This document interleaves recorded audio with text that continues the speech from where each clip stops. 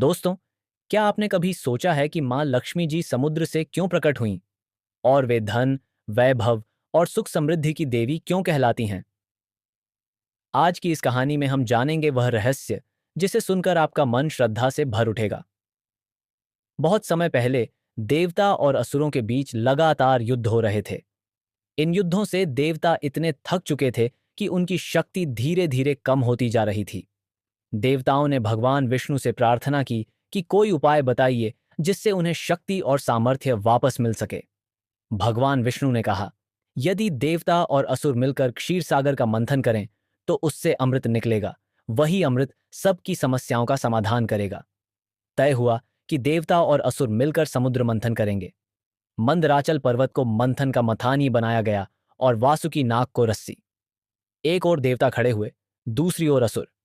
मंथन शुरू हुआ तो समुद्र से अनेक अद्भुत वस्तुएं निकलने लगीं।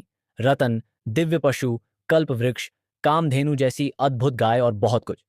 लेकिन सबसे अद्भुत क्षण तब आया जब क्षीर सागर से एक तेजस्विनी देवी प्रकट हुई। उनका रूप इतना मोहक था कि सबकी आंखें ठहर गईं। यह थीं मां महालक्ष्मी, धन, वैभव और समृद्धि की देवी। उनके हाथों में कमल था और वे कमल पर ही विराजमान थीं। उनके स्वरूप से पूरे संसार में सुख समृद्धि की आभा फैल गई। सभी देवता और आर्ष मुनि उनके सामने नतमस्तक हो गए। मां लक्ष्मी ने अपने वृद्ध हाथ से सभी को आशीर्वाद दिया और कहा, जहां सत्य, श्रम और भक्ति होगी वहां मैं सदा निवास करूंगी। इसके बाद उन्होंने भगवान विष्णु को अपना पति स्वीकार किया और वैकुंठ धाम को अपना स्थायी निवास बनाया। तभी से लक्ष्मी जी को विष्णुप्रिया कहा जाता है। मां लक्ष्मी हमें सिखाती हैं कि सच्ची समृद्धि केवल धन से नहीं आती। यह मेहनत, ईमानदारी और भक्ति से आती है।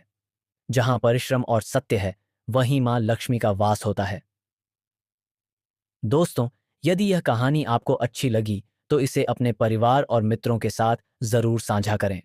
और हाँ, ऐसी ही और प्रेरणादायक कहानियां सुनने के लिए हमारे चैनल कहानी वानी एआई को लाइक, शेयर और सब्सक्राइब करना बिल्कुल मत भूलिएगा।